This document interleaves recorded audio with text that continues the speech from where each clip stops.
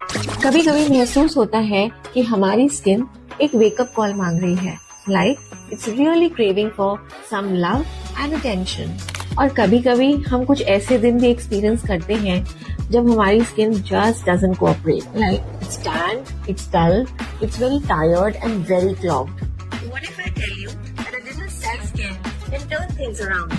And what if I tell you that a quick scrub and a nourishing mask आपके skin पे वापस से वही ग्लो और वही फ्रेशनेस लेके आ सकता है। और सिर्फ इतना ही नहीं, धूप से जो टैन आपके फेस पे हुआ है उसको भी हटा सकता है। अब आप सोच रहे होंगे मैं बात तो दो चीजों की कर रही हूँ, स्क्रब और मास्क, लेकिन दिखा एक प्रोडक्ट रही हूँ। Well, what if I tell you that ये दोनों बेनिफिट्स यानी कि ट्विन बेनिफिट्स आप एक ही प्रोडक्ट से ले सकते हैं। फॉरएवर का मैट मास्क स्क्रब